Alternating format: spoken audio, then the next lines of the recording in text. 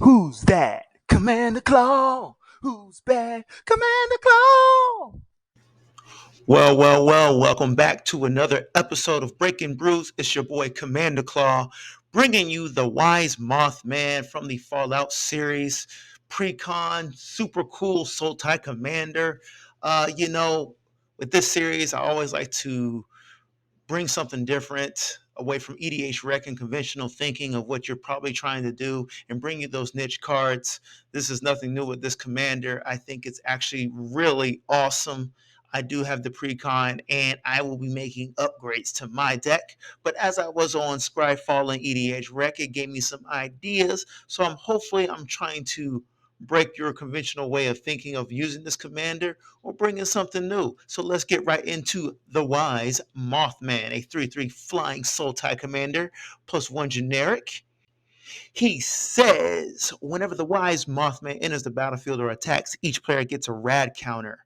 Whenever one or more non-land cards are milled, put a +1/+1 counter on each of up to X target creatures, where X is the number of non-land cards milled this way. Okay, so what are we trying to do here? This is almost like infect, but it's completely different. What you need to know is what is a RAD counter. I will explain that next on the next slide. But going back to this, you get RAD counters when you enter the battlefield with the Wise Mothman or it attacks.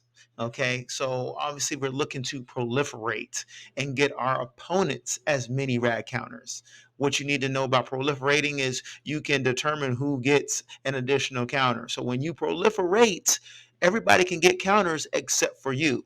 But with the Mothman, you're going to get a RAD counter for yourself. So keep that in mind. Next up is pretty simple. Whenever you mill a non-land card, you put a +1/+1 counter on each up to X target creatures.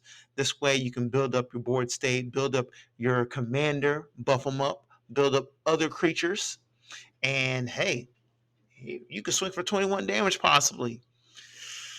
But I'm just telling you now, he will get removed. There's no way your opponent's gonna let you play with the Wise Mothman. Moving on to the RAD counters. Okay, so what is a RAD counter? It stands for radiation. At the beginning of your pre-combat main phase, if you have any RAD counters, mill that many cards. For each non-land card milled this way, you lose one life and a RAD counter. What I think is most important is when a person mills a non-land card, they lose a life and they lose a RAD counter. I think that's kind of tricky because people are going to be like, oh, yeah, you get another RAD counter, it just builds up like radiation. No. So when they mill a non-land card, they lose a life and a RAD counter. So this is why proliferation is super important because you want them to have more counters, because every time they lose a life, they remove a RAD counter. So almost impeccably, they could get rid of the radiation just naturally by milling non-land cards. But you don't want that to happen. You want them to lose life and get more RAD counters. So proliferate. Moving on.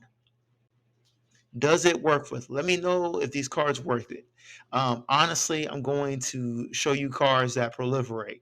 And I think these are some of the best proliferation cards. You can really skip this. They're like go-tos, but I got to put them on there. Got to put them on there because players might skip it.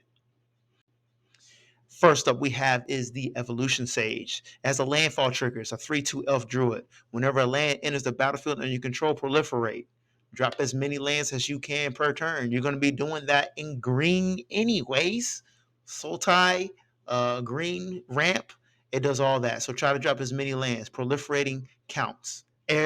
Each proliferation counter counts or instant counts. I should have made this bigger. But anyway, yeah, you know what this does. Proliferate as many times as possible. There's also, you should think about how you can add more lands to your deck besides landfall triggers. And I actually have a card at the end that allows you to put an extra land into play off an attack trigger. Oh, let me stop. Moving on to the Viral Drake is actually one of my favorite cards. It's in my Atraxa deck, Poison deck. It's a 1/4 flyer, has infect. You're not going to be doing infect with this. Pretty much it is a proliferating ability right here. You tap 3 generic and 1 blue, and you get to proliferate as many times as possible. And that is super important. Super important. You're trying to proliferate as many times as possible.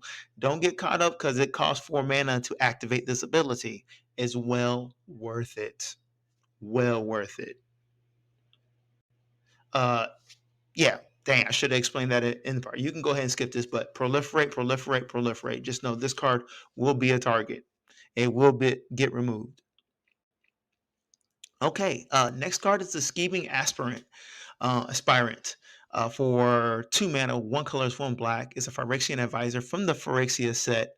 All will be 1. It's a 1/3. It reads, whenever you proliferate, each opponent loses 2 life and you gain 2 life. So, hey, we're trying to get payoffs for proliferating here. So, remember when you have Evolution Stage and you drop a land and you proliferate, if you have this bad girl out, your opponents lose 2 life amongst the RAD counters every time they mill a card. So, that's like 3 life. That can add up real quick. This is a good card to add. I have not seen this on EDH Rec. It's not on there, y'all. Add this girl on here. Moving on. Politics as usual. Wow. Yes, you know, this is my favorite segment from the Jay-Z song Politics as Usual on the Reasonable Doubt album. Shout out to it. I like to add political cards, political tactics to my decks because, you know, they can change the way the game happens. Instead of just playing by yourself, include somebody or exclude others. Moving on. Okay, the Realm Breaker, the Invasion Tree for 3 colors. It is a legendary artifact. I'm going to go to the next slide to show you what it really does. Okay, it's pretty powerful, and let me know if you actually think this is a good card or not in this deck. Okay, tap 2 mana, tap it, target opponent mills 3 cards. Put a land card from their graveyard onto the battlefield tapped under your control. It gains. If this land would leave the battlefield, exile it instead of putting it anywhere else. Okay, also tap 10 mana, sacrifice Realm Breaker, the Invasion Tree, search your library for any number of Praetor cards, put them on the battlefield, then shuffle. Why this card is good in my mind? Because the Mothman says whenever a non-land card is milled, it doesn't say who, it just says whenever a non-land card is milled. So that means any player. Okay. So when you target your opponent, you can put +1/+1 counters on your creatures. Y'all got to read the card. You got to read the card. Not only does it do that, for 2 mana, if you milled a card, actually you just put a land card from their graveyard into play under your control. So you're able to mana ramp. No way. This is stupid. This is stupid. Like this is crazy. If you got to pull this off. So you're telling me realistically for 5 mana, one time, you got to mill 3 cards from on an opponent's side and put a land card into play under your turn. And it doesn't even count as your land for play. That's cheating. That's cheating. Y'all got to add this card in here. I actually don't know the price of it, but it's got to be expensive. Next up, if you want to use the final ability, the Praetor I definitely recommend is Vorinclex. Y'all should know this bad boy now. He's kind of expensive. Maybe he went down, but he's one of my favorite cards. I have the Phyrexian version. And Vorinclex essentially doubles the amount of counters put on players or permanents. Uh, it's a it's a good card, y'all. It's a good card. For 6 mana to do all that, it's crazy. I can read it for you real quick. It's a 6/6 trample with haste, cost 6 total, 2 green, 4 colors. If you would put 1 or more counters on a permanent or player, put twice that many of each of those counters or counters on that permanent or player instead. If an opponent would put 1 or more counters on a permanent or player, they put half that many, each of those kinds of counters on that permanent or player instead, rounded down. So not only you pretty much double the amount of counters you put on players, if players are trying to put their own type of counters, it's cut in half and it's rounded down. So if they try to put 1, they put 0. You got to remember when this card is out, this goes for all type of counters. Do not forget this trigger. It is too powerful. Your opponents will mistakenly try to put counters on and they cannot put counters. This essentially shuts down counter themed decks. Gotta have them. Moving on to win conditions. All right, let me know if you think this is a good win condition. I'm not gonna lie to you. I kind of cheated you. I kind of went for the conventional ending. Yeah, don't hate on me. It's a good card. Of course it works. Yeah, here we go. Rise of the Dark Realms. It's a sorcery for 9 mana. It pretty much ends the game. You will put all creature cards from all graveyards onto the battlefield under your control. What else do I need to say? All those cards that you made your opponent's mill and yourself mill, there's going to be really good creature cards in somebody's graveyard that can win the game. What else I need to say? Just don't forget all about those into the battlefield triggers that's going to happen when you play this. Moving on to 3 cards you must audition with. Oh yeah, oh yeah. These are 3 cards that I think you should consider adding in the deck to give it some versatility and flexibility while you're building it. And they have some pretty good synchronizations, I'd like to say. First card we have, it is Agent of Shadow Thieves for 2 mana, 1 black, 1 generic. It is a legendary enchantment background.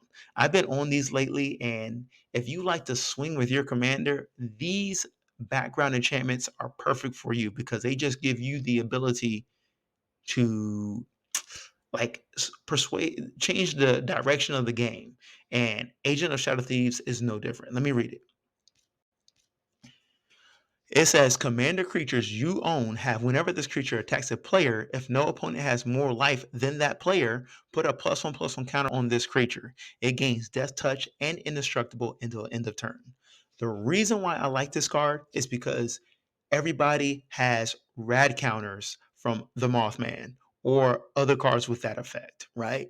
So essentially, the person with the highest life total will change.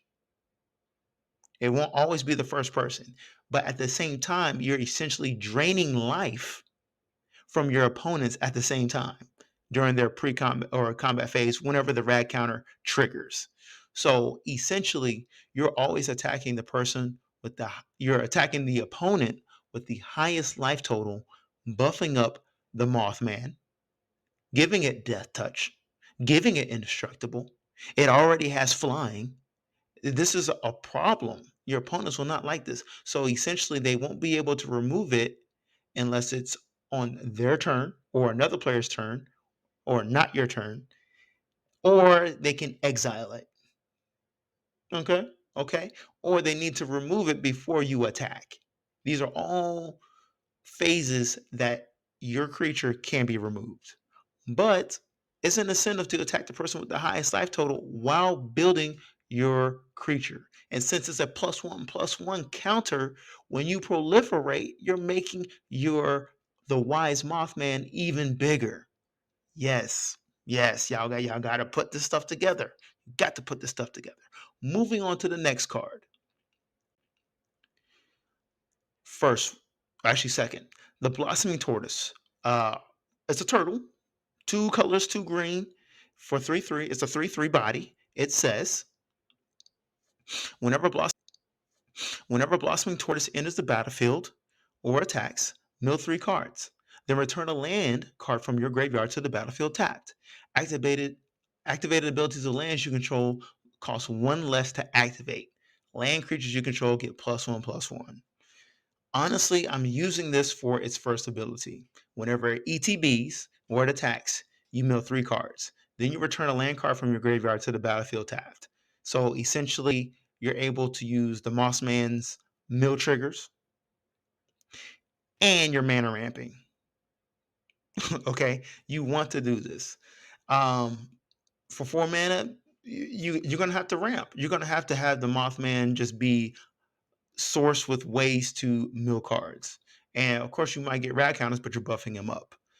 Honestly, the second ability, activate abilities of lands you control, cost 1 less to activate. That is really good. I can't think of any other cards right now that I would do that with besides the cave land cards from Lost Caverns of Ixalan that had the Discover mechanic. It usually costs 5 mana to activate the Discover 5. Now, this creature will make it cost 4. That's a huge difference. 5 mana and 4 mana, huge difference. So look to add those 3 different land types or the cave types to your deck. There's a black one, there's a green one, and there's a blue one. They all have discover. Okay, moving on. Woo, let's go. Let's go. Okay, we got the Blight Titan. Okay, for 6 mana, 4 colors, 2 black. It's a 6/6 Phyrexian Giant Death Touch. What does it say? It has a list of things, and your opponents are going to remove it. Going to. Trust me, it's a bad boy here. Okay, it says whenever Blight Titan enters the battlefield or attacks, mill 2 cards. Then incubate X, where X is the number of creature cards in your graveyard. Create an incubator token with X +1/+1 counters on it, and tap 2, transform this artifact. It transforms to a 0/0 Phyrexian artifact creature. Okay, here we go again. The mill effect with the Mothman is perfect. That just milling yourself in moderation is a nice way to like give you extra access to your graveyard and extra access to cards, especially if you have reanimation effects. The Blight Field Titan is great for that. Not only does it mills, you get to create potentially very large creatures. And what I like about these creatures, they start off as artifacts. So they can't be targeted by cards that say destroy creatures or exile creature until they transform into a Phyrexian artifact creature. And you need to tap 2 mana to do that. And you can do that at instant speed. That is dangerous for your opponents who are trying to attack you. Literally, you can create blockers on their turn at instant speed. Okay? Hear me out. Not only is it their strength or their power and toughness is built upon +1/+1 counters, when you proliferate, you can even make them even bigger. Blowing your mind here, y'all. I'm blowing your mind here. Like, don't sleep on the Titan. Don't sleep on this dude. Thank you for watching another episode of Breaking Brews. Hopefully, I gave you a little bit more creativity while you're building the Wise Mothman from the Fallout Precon deck and adding some a little bit extra cards, a little extra spice. Uh, if you like the channel, if I gave you some good information or just, tinkle the creativity, make sure you hit that little button on the bottom right hand screen, or not even bottom right hand side, just down there on the right side that says subscribe to get more content like this. Peace out. I'm Commander Claw. See you with the next video. Oh, and if you like, or if you have any suggestions for commanders I should make, hey, put that in the comment section below, y'all. Peace.